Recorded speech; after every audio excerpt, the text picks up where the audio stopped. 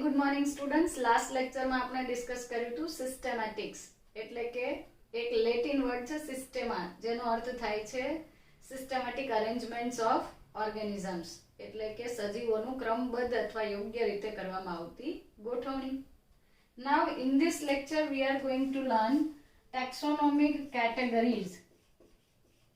આ લેક્ચરમાં આપણે ટેક્સોનોમિક કેટેગરીઝ એટલે કે વર્ગીકરણની કક્ષાઓ અને ટેક્સોનોમિક હાયરાર્કી જે છે, વર્ગીકરણની શ્રેણી જે છે એ સમજીશું. Now what is the meaning of taxonomic categories? આ જે ટેક્સોનોમિક કેટેગરીઝ અથવા તો વર્ગીકરણની કક્ષાઓ છે તેનો અર્થ શું લઈશું, અથવા તો આ ટેક્સોનોમિક હાયરાર્કી એટલે કે વર્ગીકરણની શ્રેણી કેવી રીતે બનશે, એ આખી જે પ્રોસેસ છે એ આપણે સમજીશું. સો ક્લાસિફિકેશન એટલે કે વર્ગીકરણ જે છે, classification is not a single step process but it involves several steps or hierarchy of steps.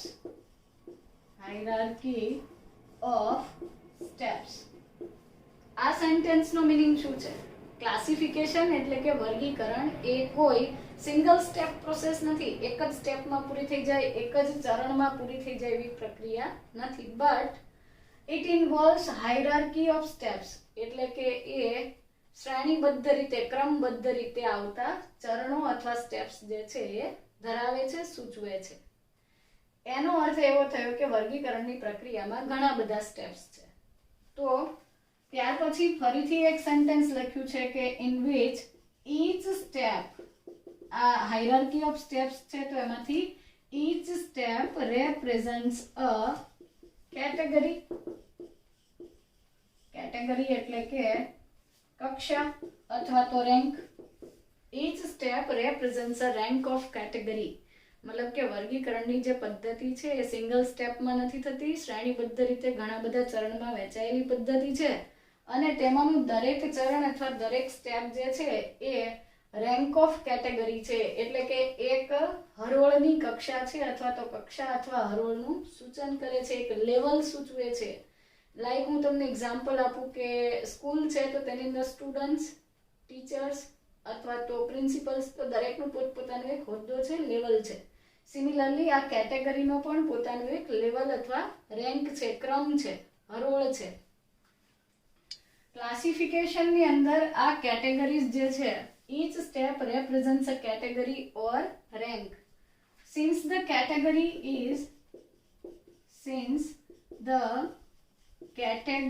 is a part of overall taxonomic arrangement,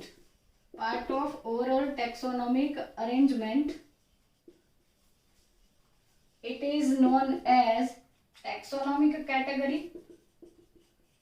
વર્ગીકરણીય કક્ષા કહીશું આપણે તેને ટેક્સોનોમિક કેટેગરી, એટલે કે વર્ગીકરણ જે છે એની સ્ટેપ બાય સ્ટેપ પ્રોસેસ થાય અને દરેક સ્ટેપને આપણે શું કીધી, એક કક્ષા અથવા તો વર્ગીકરણની હરોળ કીધી.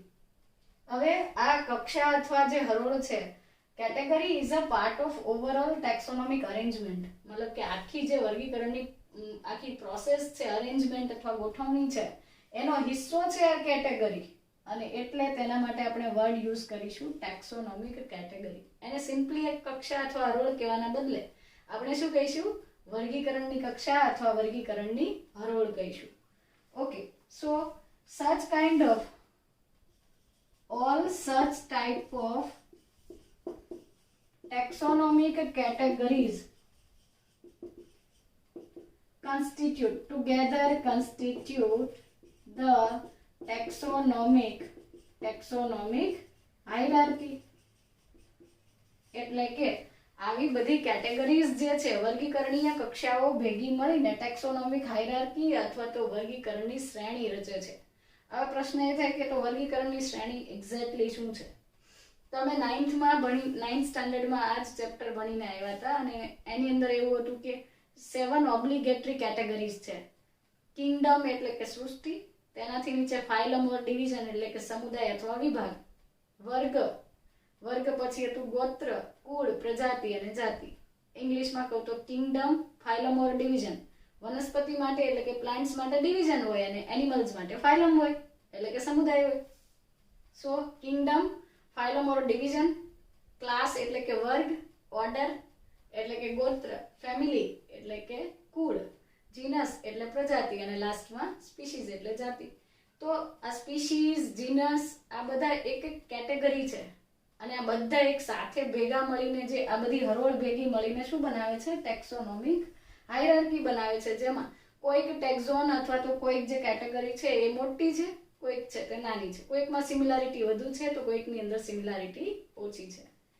સો classification is not a single step process but it involves hierarchy of steps. વર્ગીકરણ એ એક સિંગલ સ્ટેપ પદ્ધતિ નથી અને ઘણા બધા ચરણોમાં થતી ક્રમબદ્ધ રીતે ચરણો ધરાવે છે, સ્ટેપ્સ ધરાવે છે. each step represents a rank of category. દરેક ચરણ જે છે એ વર્ગીકરણની હરોળ અથવા કક્ષા સૂચવે છે અને આ હરોળ અથવા કક્ષા વર્ગીકરણનો જ હિસ્સો છે એટલે તેને આપણે વર્ગીકરણીય અથવા વર્ગીકૃત કક્ષા કીધી છે. આવી ઘણી બધી વર્ગીકૃત કક્ષાઓ ભેગી મળીને વર્ગીકૃત શ્રેણી અથવા વર્ગીકરણ શ્રેણીની રચના કરે છે. Taxonomic categories together constitute the taxonomical hierarchy. હવે થોડું વધારે ડિટેલમાં જઈએ તો ટેક્સોનોમિક કેટેગરીઝ અથવા category is commonly referred as a unit of classification. મતલબ કે જે તે ટેક્સોનોમિક હરોળ જે છે અથવા જે તે ટેક્સોનોમિક કક્ષા જે છે તેને શું કહીશું આપણે? વર્ગીકરણનો એકમ કહીશું, unit of classification. But actually it represents, પણ ખરેખર તો એ શું દર્શાવે છે? It represents a rank. ખરેખર તો એ વર્ગીકરણની અંદર એક હરોળ અથવા એક લેવલ સૂચવે છે અને એના માટે આપણે ફરી પાછું યાદ કરીએ કે કોમનલી ઇટ ઇઝ ટર્મ્ડ એઝ ટેક્ઝોન અથવા ટેક્ઝા. સામાન્ય રીતે એ કેટેગરી માટે આપણે વર્ડ યુઝ કરીએ છીએ વર્ગકી અથવા વર્ગક. વર્ગીકી જે છે એ રેન્કનું જ બીજું નામ છે. હું તમને ઉદાહરણ આપું કે કિંગડમ છે અથવા સૃષ્ટિ છે. કિંગડમ એટલે કે સૃષ્ટિ, તો આ એક કેટેગરી થઈ. આ કેટેગરી એટલે વનસ્પતિ સૃષ્ટિ કે પ્રાણી સૃષ્ટિ એમ કહી દો, બે પાર્ટ પાડીએ તો પ્લાન્ટ કિંગડમ છે, એમાં બહુ બધા પ્લાન્ટ્સ આવે છે, તો એ સૌથી ઉપરનું લેવલ થયું. સો each category is referred to as unit of classification. હવે આની નીચે બીજી કઈ કેટેગરી આવશે જેમ કે ફાઇલમ અથવા પ્લાન્ટ લઈ લેશો તો ડિવિઝન. તો દરેક કેટેગરી જે છે એ શું સૂચવે છે? એ ક્લાસિફિકેશનનો એક યુનિટ છે એટલે કે વર્ગીકરણનો એક એકમ છે. અને મોસ્ટલી આ જે કેટેગરીઝ હોય છે એ ખરેખર તો એક હરોળ અથવા એક લેવલ દર્શાવે છે, કક્ષા દર્શાવે છે. પણ સામાન્ય રીતે આપણે તેને હરોળ અથવા કક્ષા કહેવાના બદલે ટેક્ઝોન અથવા તો વર્ગીકી તરીકે ઓળખીએ છીએ. હવે આવા તો ઘણા બધા ટેક્ઝોન અથવા આવા તો ઘણા બધા વર્ગકો હોય છે, તો કેવી રીતે બધી પ્રોસેસ થાય છે સ્ટેપ બાય સ્ટેપ એ સમજીએ.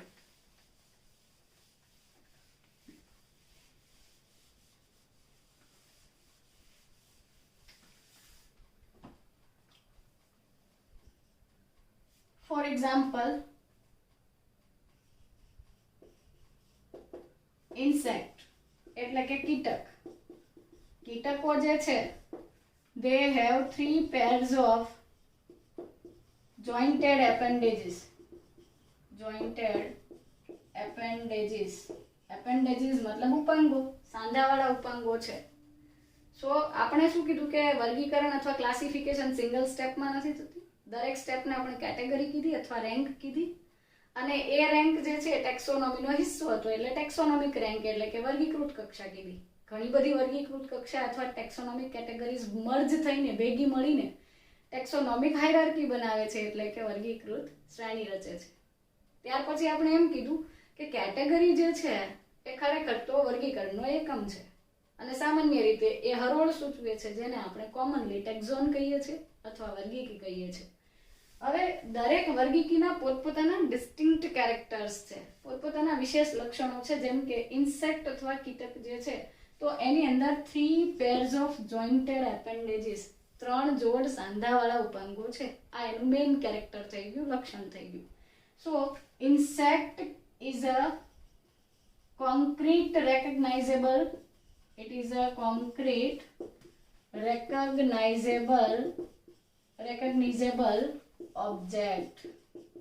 મતલબ ઇન્સેક્ટ વર્ડ જે છે એ બોલતાની સાથે આપણને ફોકસ થાય અથવા તો બ્લિંક થાય કે 3 જોડી સાંધાવાળા ઉપાંગો હોય છે, અને એટલે એ કોન્ક્રીટ રેકગ્નાઇઝેબલ ઓબ્જેક્ટ થઈ, યાદ રાખી શકાય એવી વસ્તુ થઈ લક્ષણના બેઝ પર. તો આ પર્ટિક્યુલર કેરેક્ટર્સના બેઝિસ પર આપણે તેને ક્લાસિફાય કરી શકીએ છીએ, and hence it is given a rank of category. આથી ઇન્સેક્ટ અથવા કીટક જે છે તેને પણ એક રેન્ક અથવા એક હરોળ અથવા એક કેટેગરી તરીકે રજૂ કરવામાં આવે છે. અને સીધી વાત છે કે એ સંધિપાદ સમુદાય અથવા તો આર્થ્રોપોડા ફાઇલમની અંદરનો એક ક્લાસ એટલે કે વર્ગ રજૂ કરે છે, રિપ્રેઝન્ટ કરે છે. તો ફરીથી કહું કે આ ઇન્સેક્ટ અથવા તો કોઈ પણ આવા અલગ અલગ ગ્રુપ્સ હોય, દરેક પર્ટિક્યુલર ગ્રુપને પોતપોતાના લક્ષણો છે, કેરેક્ટર્સ છે. જેમ કે મેમલ્સને એક્સટર્નલ ઇયર અને બીજું શું હતું, સ્કિન પર હેર્સ હતા. તો એ ડિસ્ટિંક્ટ કેરેક્ટર્સથી આપણે એને યાદ રાખીએ છીએ, અને એટલે આપણે તેને ડિસ્ટિંક્ટ રેન્ક અથવા કેટેગરી આપીએ છીએ અથવા એને એક વર્ગીકૃત કક્ષા તરીકે રજૂ કરીએ છીએ. હવે આવી રીતે બધા જ ઓર્ગેનિઝમ્સ જે છે એટલે કે each group of organism represents a category. સજીવોનું દરેક જૂથ જે છે, ગ્રુપ્સ જે છે, બધા જ જૂથ જે છે એ કેટેગરી તરીકે રજૂ થાય છે. અને કેટેગરી જે છે, each category denotes the rank. દરેક કેટેગરી અથવા દરેક વર્ગીકૃત કક્ષા જે છે એ એક હરોળનું અથવા એક લેવલનું, એક રેન્કનું નિર્દેશન કરે છે. કે જસ્ટ લાઈક મેં ઇન્સેક્ટ કીધું એટલે કે એ એક ક્લાસ છે, એક વર્ગ છે, અને એ ફાઇલમથી નીચે આવે છે એટલે કે એ સમુદાય કરતા નાનો એકમ છે. સમુદાય અથવા તો જે ફાઇલમ છે તેની અંદર ડિસિમિલારિટી વધારે છે, અને આ ક્લાસ જે ઇન્સેક્ટ છે તેની અંદર સિમિલારિટી વધારે છે. તો ફરીથી દરેક સજીવનું દરેક જૂથ, each group of organism will represent a category. એ દરેક જૂથ જે છે એ એક કક્ષાનું નિર્દેશન કરે છે, અને દરેક કક્ષા જે છે એ વર્ગીકરણમાં એક હરોળ રજૂ કરે છે. સો આપણે એવું કહીએ કે રેન્ક હોય એની ગ્રુપ ઓર રેન્ક ઓર કેટેગરી ઓર ટેક્ઝોન. તમે કોઈ પણ જૂથ લઈ લો, જૂથને તમે કેટેગરી કહો તો ભલે, રેન્ક કહી દો એટલે કે હરોળ કહી દો તો પણ કંઈ નહીં, અને સિમ્પલી ટેક્ઝોન અથવા વર્ગીકી કહો તો પણ કંઈ નહીં. આ બધા જ અલ્ટિમેટલી શું રિપ્રેઝન્ટ કરે છે? Rank, group or taxon is a unit of classification. એટલે કે તે વર્ગીકરણનું શું છે? એકમ રજૂ કરે છે. આ બધા વર્ગીકરણના એક એકમ છે. હું તમને એમ કહું કે ફર્સ્ટ સ્ટાન્ડર્ડનો સ્ટુડન્ટ છે તો એ ફર્સ્ટ સ્ટાન્ડર્ડનો સ્ટુડન્ટ, ભલે એક સ્ટુડન્ટની વાત કરું પણ એ અલ્ટિમેટલી એક સ્કૂલનો એક એકમ છે. એ સ્ટુડન્ટ જે છે એના પરથી જે તે સ્કૂલનું એટમોસ્ફિયર કેવું છે જજ કરી શકાય છે, અથવા એનો પણ એ સ્કૂલની અંદર કંઈક હિસ્સો છે કે પહેલાં તમે ફર્સ્ટ સ્ટાન્ડર્ડ કમ્પ્લીટ કરો છો, પછી જ સેકન્ડ, પછી થર્ડ, ડાયરેક્ટ આપણે 12th સુધી જતા નથી. સિમિલરલી સ્પીસીસ છે એમાંથી પછી જીનસથી પછી આગળ આપણે ફેમિલી, ઓર્ડર, ક્લાસ, ફાઇલમ, આમ ઉપરના લેવલે જઈ શકીએ. સો રેન્ક હોય, ગ્રુપ હોય કે કેટેગરી, આ બધા તો અલ્ટિમેટલી શું છે? યુનિટ ઓફ ક્લાસિફિકેશન છે. આ બધા એકબીજાના ઓલ્ટરનેટિવ છે. તમે તેને રેન્ક કહો તો એ જ વસ્તુ છે, કેટેગરી કહો તો પણ એ છે, અને ગ્રુપ કહો તો પણ એ છે. બટ સાયન્ટિફિક ટર્મ છે એના માટે ટેક્ઝોન અથવા ટેક્ઝા. સો ટેક્ઝા represents a unit of classification and such groups or categories are distinct biological entities. આ સેન્ટેન્સ યાદ રાખજો, distinct biological entities, not only morphological aggregates, not only morphological aggregates. આનો મીનિંગ આપણે શું લઈશું? દરેક આવા જે જૂથની આપણે ક્યારના ડિસ્કશન કરીએ કે જેવી રીતે ઇન્સેક્ટનું એક ગ્રુપ છે, મેમલ્સનું એક ગ્રુપ છે, ફિશીઝ એટલે કે મત્સ્ય અથવા માછલીઓનું એક જૂથ, તો દરેક જે ગ્રુપ અથવા ટેક્ઝોન જે છે, these all groups or taxon or categories are distinct biological entities. આ બધાને પોતપોતાના જૈવિક સ્વરૂપો છે, જૈવિક લક્ષણો છે, distinct characters છે, પોતપોતાના unique characters કહીએ. And not only morphological aggregates એટલે કે ખાલી બાહ્ય સ્વરૂપો નથી કે ભાઈ ખાલી ચાલો કહી દીધું કે ઇન્સેક્ટ એટલે કઈ આમ બહારથી કઈ દેખાય અને અંદરથી પછી કઈ કેરેક્ટર્સ જુદા, એવું નહીં. એ દરેકની પોતપોતાના એક વિશેષ લક્ષણો છે, ફક્ત નામ આપવા ખાતર નામ આપી દઈએ એવું નથી. એ દરેક જે પર્ટિક્યુલર વર્ડ તમે એના માટે યુઝ કરો છો એ દરેક વર્ડનો એક ચોક્કસ મિનિંગ છે. So these all groups or categories or taxons are distinct biological entities and not only morphological aggregates એટલે કે ફક્ત બાહ્ય લક્ષણો અથવા બાહ્ય સ્વરૂપો જ નથી, એને પોતાના એક વિશેષ લક્ષણો છે કે જેના બેઝિસ પર આપણે તેનું ક્લાસિફિકેશન કરી શકીએ. ઓકે, તો આ થઈ ગઈ ટેક્સોનોમિકલ કેટેગરીઝ અને ટેક્સોનોમિક હાયરાર્કીની વાત.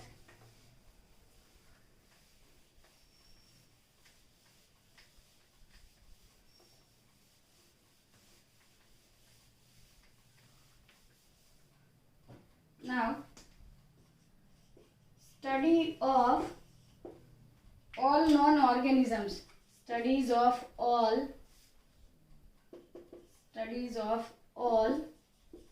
non-organisms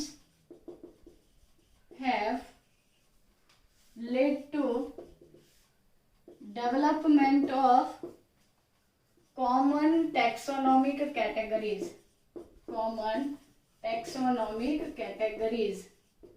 મતલબ કે આ બધા જ જે જાણીતા સજીવો છે તેના અભ્યાસથી શું થયું છે, આ કોમન અથવા કેટલીક સામાન્ય વર્ગીકૃત કક્ષાઓ ડેવલપ થઈ છે, વિકસી છે. આપણે આજે અભ્યાસ કરીએ છીએ એવું નહીં, વર્ષોથી હ્યુમન સિવિલાઇઝેશન સ્ટાર્ટ થયું ત્યારથી, ભલે એ ટાઈમે હ્યુમનની બેઝિક્સ નીડ્સ જે હતી, નીડ્સ પર ડિપેન્ડન્ટ હતું ક્લાસિફિકેશન, પણ સ્ટીલ એ ટાઈમે પણ ક્લાસિફિકેશન તો થતું જ હતું. તો studies of all known organisms have led to development of common taxonomic categories. આ બધા સજીવોના અભ્યાસથી કોમન ટેક્ઝોનોમિક કેટેગરીઝ ડેવલપ થઈ. કઈ કઈ કેટેગરીઝ જે છે, જેમાં સૌથી લાસ્ટ પર અથવા તો લોવેસ્ટ કેટેગરી આવશે સ્પીશીઝ એટલે કે જાતિ. સ્પીશીઝ ભેગી મળીને અથવા એગ્રીગેટ થઈને ઇટ વિલ જનરેટ જેનરા અથવા જીનસ એટલે કે પ્રજાતિ. પ્રજાતિઓ મર્જ થઈને they will constitute family will constitute order થી બનશે phylum or division અને phylum or division will combine to form kingdom. ફરીથી સમજીએ આ. ઓકે, આ બધું આ સાથે સાથ જે લખીને આ થઈ ગઈ આપણી ટેક્સોનોમિક hierarchy. This is our taxonomic hierarchy. બરાબર ને? સો કિંગડમ એટલે કે સૃષ્ટિ, આ સૌથી મોટી કેટેગરી છે. સૌથી મોટો ટેક્ઝોન એટલે કિંગડમ. એનાથી નાનો ટેક્ઝોન છે ફાઇલમ અથવા ડિવિઝન એટલે કે સમુદાય અથવા તો વિભાગ. ફરીથી યાદ કરાવું તમને તો ફાઇલમ જે છે એનિમલના કેસમાં લેવામાં આવે છે. એનિમલ્સ માટે સમુદાય વર્ડ જે છે, ફાઇલમ વર્ડ જે છે એ ડિનોટ થાય છે. ડિવિઝન એટલે કે વિભાગ એ વનસ્પતિઓ માટે છે, પ્લાન્ટ્સ માટે છે. ઓર્ડર એટલે કે ગોત્ર. ફેમિલી એટલે કે કુળ. જેનરા અથવા જીનસ એટલે પ્રજાતિ. અને સ્પેસિફિક એપિથેટ અથવા સ્પીશીઝ એટલે કે જાતિનો શબ્દ. તો આ 7 ઓબ્લિગેટ કેટેગરીઝ છે. આ 7 ઓબ્લિગેટ અથવા ઓબ્લિગેટરી કેટેગરીઝ. આનો મીનિંગ શું લઈશું? ઓબ્લિગેટરી એટલે કમ્પલસરી. તમે જ્યારે કોઈ ઓર્ગેનિઝમનું ક્લાસિફિકેશન સ્ટાર્ટ કરો છો તો તમારે એટલીસ્ટ આ 7 કેટેગરી તો ડિનોટ કરવી જ પડે કે જે તે ઓર્ગેનિઝમ એ કયા સૃષ્ટિમાં સમાવેશિત છે, એટલે કે કયા કિંગડમમાં મૂકી રહ્યા છો તમે, તેનું ફાઇલમ કે ડિવિઝન શું છે, ઓર્ડર શું છે, ફેમિલી, જીનસ અને સ્પીશીઝ. જુઓ, જીનસ અને સ્પીશીઝ તો લાસ્ટમાં આવશે, પ્રજાતિ અને જાતિ તો સૌથી છેલ્લે આવશે, અને તમે જીનસ અને સ્પીસીસ સુધી પહોંચી ગયા એટલે ક્લાસિફિકેશન કમ્પ્લીટ, અને અહીંયાથી થઈ ગયું આપણું નોમેનક્લેચર એટલે કે નામાધિકરણ.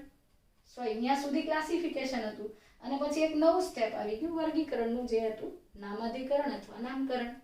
તો અલગ અલગ ઓર્ગેનિઝમ્સના સ્ટડીઝ પરથી આ 7 જે કોમન ટેક્સોનોમિક કેટેગરીઝ છે એ ડેવલપ થઈ છે વર્ષોથી, અને એ કમ્પલસરી છે. કોઈ પણ ક્લાસિફિકેશન કરતો કોઈ પણ ટેક્સોનોમિસ્ટ જે છે એમણે જે તે પર્ટિક્યુલર ઓર્ગેનિઝમ્સની આ 7 ઓબ્લિગેટરી કેટેગરીઝને ફોલો કરવી પડે છે, ઇન્ડિકેટ કરવી પડે છે.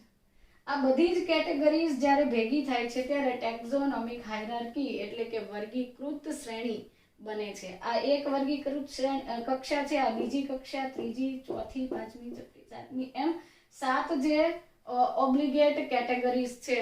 સોરી, હજુ અહીંયા એક ઓબ્લિગેટ કેટેગરી રહી ગઈ છે, ફાઇલમ. પછી આવશે ક્લાસ એટલે કે વર્ગ, અને વર્ગ પછી આવશે ઓર્ડર. થોડું નીચે લખી દો. ઓર્ડર એટલે ગોત્ર અને ફેમિલી એટલે કુળ. તો સૌથી મોટી કેટેગરી થશે સૃષ્ટિ અથવા કિંગડમ, ફાઇલમ અથવા ડિવિઝન એટલે સમુદાય અથવા વિભાગ, પછી આવશે વર્ગ, વર્ગથી નીચે ગોત્ર, કુળ, પ્રજાતિ અને જાતિ. Kingdom, phylum or division, class, order, family, genus, species. આ રીતે આ 7 ઓબ્લિગેટરી કેટેગરીઝ થઈ ગઈ. અને આવી જરૂરી નથી કે આ 7 જ હોય. કેટલીક વખત વધારે ડિટેલમાં, વધારે સારી રીતે સમજવા માટે સાયન્ટિસ્ટ આના કરતા કેટલીક વધારાની સબ કેટેગરીઝ પણ ઇન્ક્લુડ કરે. જસ્ટ લેટ્સ સે ફાઇલમ જે છે, આપણી જ વાત કરીએ, મનુષ્ય જે છે, હ્યુમન જે છે, તેનું ફાઇલમ કોર્ડેટા છે એટલે કે મેરુદંડી આપણો સમુદાય છે. પણ વધારે ડિટેલમાં આપણે જઈએ તો ફરી પાછો એ ફાઇલમ કોર્ડેટા છે, એના ફરી પાછા સબ ફાઇલમ છે. તો સબ ફાઇલમની વાત કરીએ તો આપણો જે સબ ફાઇલમ અથવા ઉપ સમુદાય છે એ પૃષ્ઠવંશી છે.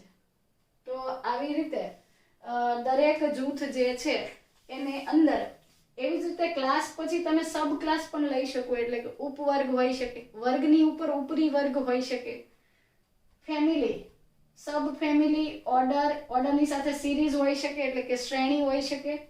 જીનસ અને સ્પીસીઝ, સ્પીસીઝ આવી ગયા પછી ટ્રાઇનોમિયલ નોમેનક્લેચરની જેમ સબ સ્પીસીઝ એટલે કે ઉપજાતિ જે છે એ પણ ઘણીવાર ઇન્ડિકેટ કરવામાં આવે છે. પણ આ ઇન્ડિકેટ કરો કે ન કરો, પણ આ જે 7 ઓબ્લિગેટ કેટેગરીઝ છે એને હંમેશા ઇન્ક્લુડ કરવી પડે છે. તો આ થઈ ગઈ આપણી ઓબ્લિગેટ 7 કેટેગરીઝની વાત.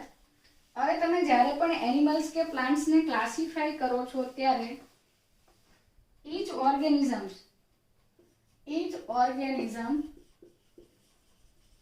whether it is of animal kingdom or plant kingdom, it has species એટલે કે જાતિ as the lowest category. મતલબ કે જ્યારે આપણે બધા જ રૂલ્સને ફોલો કરીને ક્લાસિફિકેશન કરીએ પ્લાન્ટ્સનું કે એનિમલ્સનું, તો બધા જ કેસીસની અંદર જે તે ઓર્ગેનિઝમ્સ માટે તમે ક્લાસિફિકેશન કરો તો સૌથી નીચે અથવા જે લોવેસ્ટ કેટેગરી મળે છે એ છે સ્પીસીઝ. જો કે આના પછી કેટલી બધી સબ સ્પીસીઝ ને ટ્રાઇબ ને સબ ટ્રાઇબ ને બધું આવી ગયું, પણ મેઇન જે ઓબ્લિગેટરી કેટેગરીઝની વાત કરીએ, મુખ્ય જે બાબતો લઈએ તો એની અંદર લોવેસ્ટ કેટેગરી આવશે સ્પીસીઝ એટલે કે જાતિ. હવે આ થઈ ગઈ ક્લાસિફિકેશનની અંદર વર્ગીકૃત કક્ષાઓ અને વર્ગીકૃત શ્રેણીઓ, ટેક્ઝોન, કેટેગરીઝ. અને હવે આપણે ડિસ્કસ કરીએ કે ક્લાસિફિકેશન કરવા માટે શું આટલું નોલેજ ઇનફ છે? નહીં, આ તો જસ્ટ ફંડામેન્ટલ છે. તમારે કોઈ પણ ઓર્ગેનિઝમનું ક્લાસિફિકેશન કરવું હોય તો we must be familiar with certain characteristics. આપણને જે તે વર્ગક છે, જે તે કેટેગરી છે, તેના પર્ટિક્યુલર ડિસ્ટિંક્ટ કેરેક્ટર્સ ખબર હોવા જોઈએ.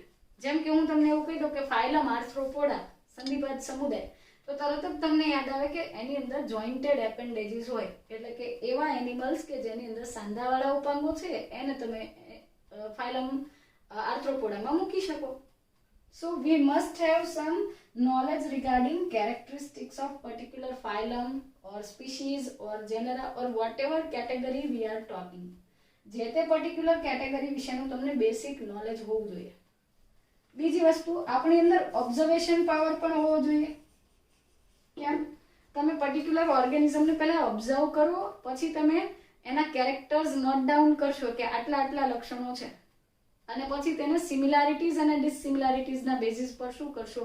પહેલા તો આપણે તેને કોઈ પર્ટિક્યુલર ગ્રુપની અંદર મૂકીશું, કોઈ કેટેગરીમાં મૂકીશું, ડાયરેક્ટ એનું ક્લાસિફિકેશન થઈ ગયું એવું બનતું નથી. આપણે સર્ટન મોર્ફોલોજીકલ કેરેક્ટર્સ એટલે કે પહેલા તો બાહ્ય લક્ષણોનો અભ્યાસ કરીશું, પછી એનાટોમી એટલે કે અંતસ્થ લક્ષણો પર જઈશું, અને પછી સિમિલારિટીઝ અને ડિસસિમિલારિટીઝના બેઝિસ પર તેને કોઈ પર્ટિક્યુલર ગ્રુપમાં મૂકી શકીએ. તો ચાલો, કયા ગ્રુપ માટે કયા ક્રાઇટેરિયન્સ છે, મતલબ આ 7 ઓબ્લિગેટરી કેટેગરીઝ છે, તો એ કેટેગરીઝની અંદર કેવા કેવા કેરેક્ટર્સ આપણને ખબર હોવા જોઈએ અથવા એના માટેના કયા ક્રાઇટેરિયા છે એ સમજીએ. સૌથી લોવેસ્ટ કેટેગરીથી સ્ટાર્ટ કરીએ તો સ્પીસીઝ એટલે કે જાતિ. સ્પીસીઝ જે છે અથવા જાતિ જે છે તેની ડેફિનેશન જે છે એ જોહન રે દ્વારા આપવામાં આવી છે, અને બહુ સિમ્પલ ડેફિનેશન આપી છે કે species is a group of organisms with fundamental similarities.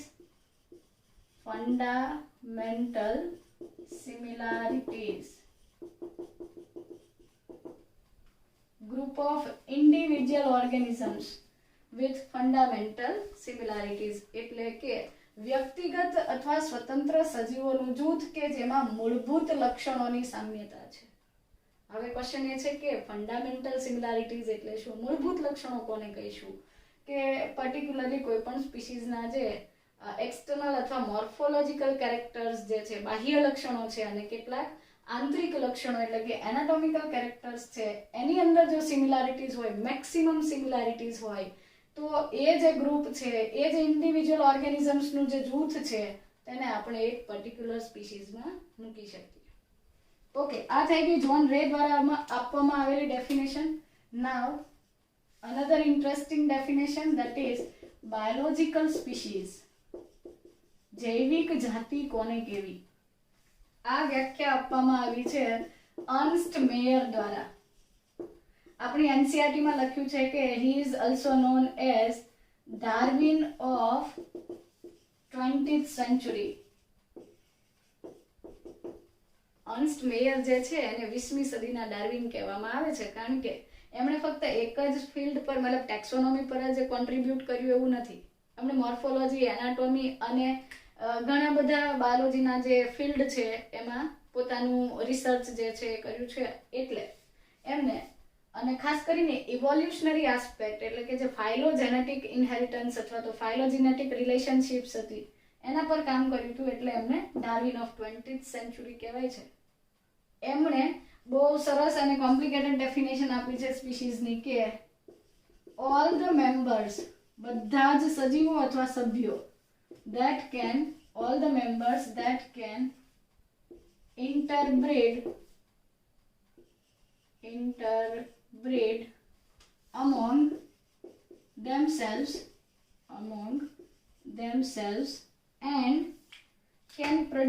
and can produce fertile progenies or fertile offsprings. એટલે શું? all the members of a group that can interbreed among themselves and can produce fertile offsprings. These members are included in a same species. They are the member of same species. મતલબ સજીવોનું એવું જૂથ, આપણે ગુજરાતીમાં એવું કહીએ કે વધુમાં વધુ લક્ષણોમાં, એટલે ફંડામેન્ટલ કેરેક્ટરિસ્ટિક્સ સિમિલર હોવી એની સાથે વધુમાં વધુ લક્ષણોમાં સામ્યતા ધરાવતા અને આંતર પ્રજનન દ્વારા પ્રજનનક્ષમ સંતતિ સર્જતા સજીવોના જૂથને જાતિ કહેવાય છે અથવા જૈવિક જાતિ કહેવાય છે. હવે વધુમાં વધુ લક્ષણો એટલે કે બાકીના જે કેટેગરીઝ હતી તેના કમ્પેરિઝનમાં સ્પીસીઝમાં સિમિલારિટીઝ વધારે છે. તો ફંડામેન્ટલ સિમિલારિટીઝ એટલે મેક્સિમમ મતલબ કે મૂળભૂત જે લક્ષણો હતા એની સામ્યતા. મેક્સિમમ સિમિલારિટીઝની સાથે બધા જ ઓર્ગેનિઝમ્સ અથવા જે તે જૂથના સભ્યો એવા છે કે જે આંતર પ્રજનન કરે છે, ઇન્ટરબ્રીડ કરે છે, એકબીજા સાથેના પ્રજનનથી પ્રજનનક્ષમ સંતતિ અથવા ફળદ્રુપ સંતતિ સર્જે છે. અને આ જે ડેફિનેશન છે તેને બાયોલોજિકલ સ્પીસીઝ અથવા સ્પીસીઝ માટેની જાતિ માટેની જૈવિક જાતિ નામની વ્યાખ્યા કહેવાય છે. અને આ ડેફિનેશનના બેઝ પર અર્ન્સ્ટ મેયરે સ્પીસીઝ કોન્સેપ્ટ એટલે કે જાતિવાદ જે છે તેમાં બાયોલોજિકલ સ્પીસીઝ કોન્સેપ્ટ આપ્યો હતો. જૈવિક જાતિવાદ એટલે કે જાતિઓ કેવી રીતે ઉદ્ભવે છે વગેરે વગેરે એમણે વાતો કરી છે. તો બાયોલોજિકલ સ્પીસીઝ જે છે એમની આ ડેફિનેશન અથવા તો આ કોન્સેપ્ટ એટલો બધો સ્વીકૃત નથી થયો, યુનિવર્સલી એક્સેપ્ટેડ નથી. Because there are certain exceptions.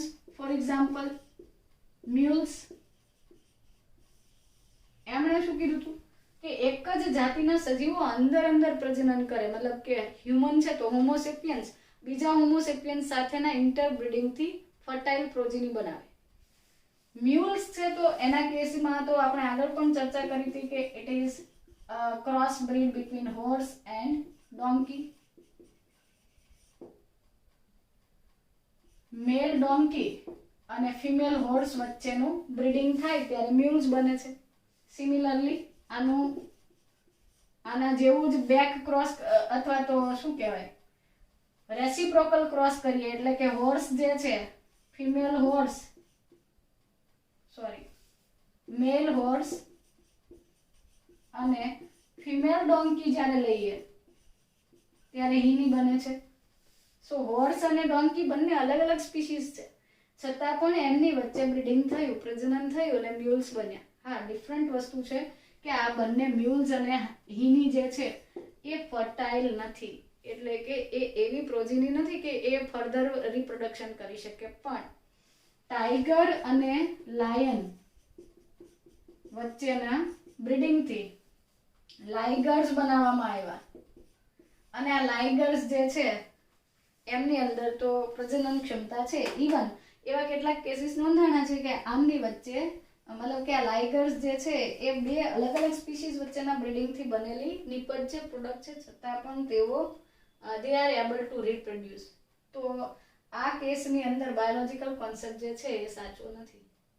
અચ્છા, એમણે બીજું એ પણ કીધું હતું કે all the members that can interbreed among themselves અંદર પ્રજનન કરે અને ફર્ટાઇલ જે ઓફસ્પ્રિંગ્સ છે એ બનાવે. હવે જે યુનિસેલ્યુલર ઓર્ગેનિઝમ્સ છે લાઈક બેક્ટેરિયા છે તો એની અંદર દરેક વખતે લિંગી પ્રજનન થાય અથવા તો સેક્સ્યુઅલ રિપ્રોડક્શન થાય એ જરૂરી નથી. તો ઇન્ટરબ્રીડિંગ ક્યાંથી આવ્યું? એટલા માટે આ બાયોલોજિકલ સ્પીસીઝ કોન્સેપ્ટ જે છે એ યુનિવર્સલી એક્સેપ્ટેડ નથી. આમ છતાં અર્ન્સ્ટ મેયરે સ્પીસીઝને ડિફાઇન કરવા માટે ઘણી મહેનત કરી હતી અને એમણે ઘણું બધું બાયોલોજીના ક્ષેત્રે કોન્ટ્રીબ્યુટ કર્યું છે અને એટલે જ આપણે એને ડાર્વિન ઓફ 20th સેન્ચુરી કહીએ છીએ. ઓકે, નાવ સ્પીસીઝમાં થોડું વધારે ડિટેલમાં જઈએ તો one should be able to distinguish one species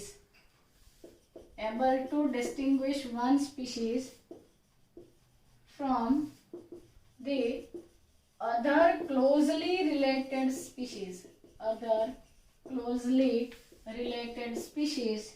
on the based on distinct characteristics અથવા તો લક્ષણો. મતલબ કે સ્પીસીઝ એવી હોવી જોઈએ, જાતિની અંદર કોઈ પણ ગ્રુપને અથવા કોઈ સજીવોના જૂથને આપણે જાતિ અથવા સ્પીસીઝ ત્યારે કહી શકીએ કે જ્યારે આપણે એક જાતિને બીજી એના જેવી એની સાથે ગાઢ રીતે સંકળાયેલી જાતિથી આપણે જુદી પાડી શકીએ one should be able to distinguish one species from the other closely related species based on certain characters. કેટલાક વિશેષ લક્ષણોના બેઝ પર આધાર પર આપણે એક જાતિ છે તેને તેના જેવી તેની સાથે સંકળાયેલી ગાઢ રીતે સામ્યતા ધરાવતી જાતિથી આપણે એને શું કરી શકીએ, જુદી પાડી શકીએ. આ બાબત જે છે એ જાતિ સ્તરના વર્ગીકરણ માટે અથવા તો જે સ્પીસીઝ લેવલનું ક્લાસિફિકેશન છે એ માટે ઇમ્પોર્ટન્ટ છે. તો એક્ઝામ્પલ લખીએ આપણે. સોલેનમ, સાયન્ટિફિક નેમ લખું છું, સોલેનમ ટ્યુબરોઝમ, અથવા બીજું એક્ઝામ્પલ લખીએ આપણે પેન્થેરા લિયો. અને આ જીનસ અને સ્પીસીઝ જે છે એને સેપરેટલી અંડરલાઈન કરીએ. મેન્જીફેરા ઇન્ડિકા પણ લખી શકાય, મેન્જીફેરા ઇન્ડિકા. ઓકે, તો સોલેનમ ટ્યુબરોઝમ એટલે બટાકા. સોલેનમ જે છે એ ફર્સ્ટ જેનેરિક નેમ થયું, જીનસ અથવા તો પ્રજાતિ થઈ. અને બીજું જે સેકન્ડ નામ છે ટ્યુબરોઝમ એ થઈ આપણી સ્પીસીઝ એટલે કે જાતિ, સ્પેસિફિક એપિથેટ. પેન્થેરા લિયો એટલે સિંહ અથવા લાયન. તો લાયનની અંદર લિયો જે છે એ શું થઈ, તેની જાતિ થઈ, સ્પીસીઝ થઈ. સિમિલરલી મેન્જીફેરા ઇન્ડિકા જે છે તેની અંદર ઇન્ડિકા જે છે એ સ્પીસીઝ થઈ. હવે આપણે આ ટ્યુબરોઝમ, સોલેનમ ટ્યુબરોઝમ છે, એવી રીતે બીજી એક સ્પીસીઝ છે સોલેનમ નાઇગ્રમ પિલુડી અથવા સોલેનમ મેલોન્જેના, જે તમે બહુ સારી રીતે જાણો છો. સોલેનમ મેલોન્જેના એટલે રીંગણ અથવા બ્રિંજલ. તો રીંગણ અને બટાકા એકબીજાથી જુદી પડતી સ્પીસીઝ છે, છતાં એમની વચ્ચે બહુ બધી સિમિલારિટીઝ છે. આમ છતાં મોર્ફોલોજીકલ સિમિલારિટીઝ હોવા છતાં આ બે જે ઇન્ડિવિજ્યુઅલ ઓર્ગેનિઝમ્સ છે, સ્વતંત્ર સજીવો છે, તેને આપણે કેટલાક ડિસ્ટિંક્ટ કેરેક્ટર્સથી શું કરી શકીએ છીએ, અલગ પાડી શકીએ છીએ કે રીંગણ અને બટાકું એટલે કે બ્રિંજલ અને પોટાટો સેમ નથી, એક જ નથી. એ ભલે ક્લોઝલી રિલેટેડ છે છતાં પણ તેઓ અલગ અલગ સ્પીસીઝ છે. એવી રીતે પેન્થેરા લિયોની સાથે બીજી એક સ્પીસીઝ છે પેન્થેરા ટાઇગ્રીસ. પેન્થેરા ટાઇગ્રીસમાં પેન્થેરા જીનસ અને ટાઇગ્રીસ સ્પીસીઝ. તો પેન્થેરા લિયો એ લાયન ઇન્ડિકેટ કરે છે અને પેન્થેરા ટાઇગ્રીસ જે છે એ ટાઈગરની સ્પીસીઝ ઇન્ડિકેટ કરે છે. આ બંને એકબીજા સાથે ક્લોઝલી રિલેટેડ છે છતાં પણ કેટલાક મોર્ફોલોજીકલ અને એનાટોમિકલ કેરેક્ટર્સથી આપણે એ બંનેને શું કરીએ છીએ, અલગ તારવી શકીએ છીએ. તો સ્પીસીઝની definition main widely accepted definition આપી છે જોન રે દ્વારા. અને શું હતી? A group of individual organisms with fundamental similarities, એટલે કે મૂળભૂત લક્ષણોમાં સામ્યતા ધરાવતા વ્યક્તિગત સજીવોનું જૂથ એટલે જાતિ. અને અર્ન્સ્ટ મેયરની ડેફિનેશન શું હતી? all the members of a group that can interbreed among themselves and can produce offspring, they can be included in a same species. મતલબ કે બધા સજીવો કે જે સામ્યતા ધરાવે છે વધારે, પણ તેઓ આંતર પ્રજનનથી શું કરે છે, પ્રજનનક્ષમ સંતતિ સર્જે તો તેને જૈવિક જાતિ કહેવાય. આમ છતાં કેટલાક એક્સેપ્શનના લીધે એ કોન્સેપ્ટ જે છે એ નિષ્ફળ રહ્યો. ત્યાર પછી આપણે એ ડિસ્કસ કર્યું કે આપણે એક સ્પીસીઝને તેના જેવી ક્લોઝલી રિલેટેડ સ્પીસીઝથી આપણે ડિસ્ટિંગ્વિશ કરી શકવા જોઈએ, અલગ પાડી શકવા જોઈએ. અને એનું એક્ઝામ્પલ છે, બેસ્ટ એક્ઝામ્પલ કે બટાકા અને રીંગણ, બ્રિંજલ અને પોટાટો બંને સેમ જીનસમાં છે છતાં એકની સ્પીસીઝ ટ્યુબરોઝમ છે અને બ્રિંજલની સ્પીસીઝ મેલોન્જેના છે. તો આ રીતે સ્પીસીઝ જે છે એ ટેક્સોનોમિક કેટેગરીઝ અથવા ટેક્સોનોમિક હાયરાર્કીમાં સૌથી નાની કેટેગરી છે.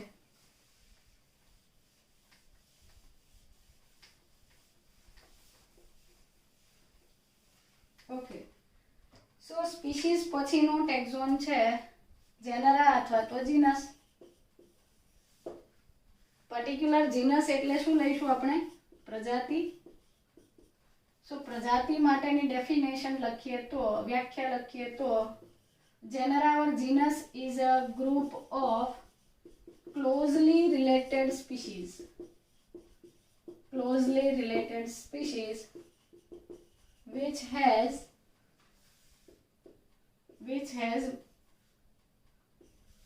characters એટલે કે લક્ષણો more common or similar in comparison to species of other genera. ચાલો આ બહુ ઇન્ટરેસ્ટિંગ બાબત થઈ ગઈ કે જેનેરા અથવા જીનસ છે સ્પીસીસ કરતા મોટી કેટેગરી છે, થોડું મોટું ગ્રુપ છે, અને આ group of closely related species એટલે કે ગાઢ રીતે સંકળાયેલી એકબીજા સાથે ક્લોઝલી રિલેટેડ હોય એવી સ્પીસીસનું ગ્રુપ છે કે જેની અંદર which comprises characters more in common અથવા more similar as compared to species of other genera. બીજી પ્રજાતિની જે જાતિઓ છે તેના કરતા એક જ પ્રજાતિની જાતિઓમાં સામ્યતા વધુ હોવી જોઈએ. ઉદાહરણ આપું તમને, પેન્થેરા લિયો અને પેન્થેરા ટાઇગ્રિસ અથવા પેન્થેરા પેરડસ અથવા પારડસ. પેન્થેરા લિયો એટલે લાયન, પેન્થેરા ટાઇગ્રિસ એટલે ટાઈગર અને પેન્થેરા પારડસ એટલે લેપર્ડ, ચિત્તા. આ ત્રણેયની જીનસ જે છે એ સેમ છે. એક જ જીનસની ત્રણ અલગ અલગ સ્પીસીસ છે, લિયો, ટાઇગ્રિસ અને પારડસ. આ બધાની સાથે કમ્પેરિઝન કરીએ તો આ સ્પીસીસ જે છે એ કેટ્સની જેનેરા જે છે ફેલિસ જે છે, ફેલિડી ફેમિલીની અંદર કેટ જે છે ઇન્ક્લુડ થતી હોય છે. એટલે કે બિલાડીઓ, વિવિધ પ્રકારની જે અલગ અલગ ટાઈપની કેટ્સ જે છે એની જીનસ છે ફેલિસ. તો ફેલિસ જેનેરા સાથે ટાઈગર જે છે અથવા ટાઈગ્રીસ ને લેપર્ડ ને આ બધા ઘણા બધા કેરેક્ટર્સ આ બંનેના મળતા આવે છે. આમ છતાં ફેલિસ જેનેરા કરતા પેન્થેરા જેનેરાની અંદર જે સ્પીસીસ ઇન્ક્લુડ થાય છે એ એકબીજા સાથે વધારે સામ્યતા ધરાવે છે.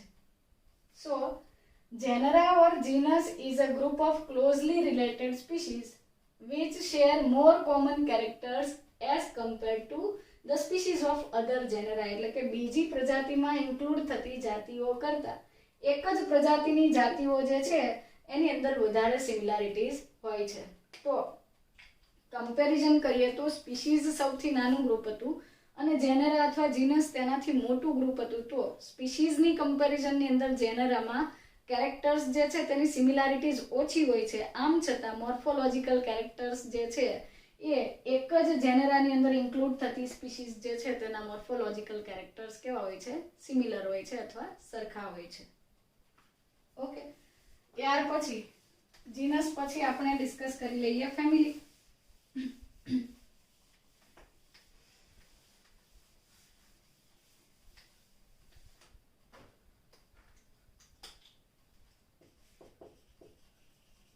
ફેમિલી અથવા તો કુળ. હવે ફેમિલી જે છે it is a higher category as compared to genus and species. મતલબ કે પ્રજાતિ અને જાતિ કરતા ફેમિલી જે છે એ મોટું જૂથ છે, મોટી કેટેગરી છે, અને એટલે જેટલી સિમિલારિટી સ્પીસીસમાં હતી એટલી સિમિલારિટી જીનસમાં નથી હોતી. જેટલી સિમિલારિટીઝ અથવા સિમિલર કેરેક્ટર્સ જીનસમાં હતા, સામ્ય લક્ષણો જીનસમાં એટલે કે પ્રજાતિમાં હતા, એટલી સામ્યતા અથવા એટલી સિમિલર કેરેક્ટરિસ્ટિક્સ ફેમિલીમાં હોય એ જરૂરી નથી. આમ છતાં they have certain morphological characters, morphological similar characters. બીજી વસ્તુ એ પણ મેન્શન કરી છે એનસીઈઆરટી માં કે ઇન કેસ ઓફ પ્લાન્ટ્સની ફેમિલીની જ્યારે વાત કરીએ ત્યારે in case of plants vegetative and reproductive characters are considered in case of family. મતલબ કે વનસ્પતિનું જ્યારે કુળ અથવા ફેમિલીના સંદર્ભમાં આપણે વર્ણન કરીએ, ડિસ્ક્રાઇબ કરીએ, એને મેન્શન કરીએ ત્યારે વેજીટેટિવ કેરેક્ટર્સ અને રિપ્રોડક્ટિવ કેરેક્ટર્સ બંનેને અલગથી સેપરેટલી આપણે સમજવા પડે, ઇન્ડિકેટ કરવા પડે. વેજીટેટિવ અથવા વાનસ્પતિક લક્ષણો અને રિપ્રોડક્ટિવ કેરેક્ટર્સ મતલબ કે ફ્લાવર અથવા તો જે પુષ્પ જે છે જેની અંદરથી ગેમેટ્સ બનવાના છે, જેમાં સેક્સ્યુઅલ રિપ્રોડક્શન થવાનું છે, એ મિકેનિઝમના કેરેક્ટર્સ અને વેજીટેટિવ અથવા તો જે કોમન જે ગ્રોથની પ્રોસેસ થવાની છે અથવા જેમાંથી અસેક્સ્યુઅલ રિપ્રોડક્શન થઈ શકે એ બંને બાબતોને આપણે સેપરેટલી સ્ટડી કરવી પડે, અથવા તમે એ ઇન્ડિકેટ કરો તો આ બધી વસ્તુ તમારે અલગથી મેન્શન કરવી જોઈએ. ઓકે, તો ફેમિલીના સર્ટન એક્ઝામ્પલ્સની વાત કરીએ તો ઇન કેસ ઓફ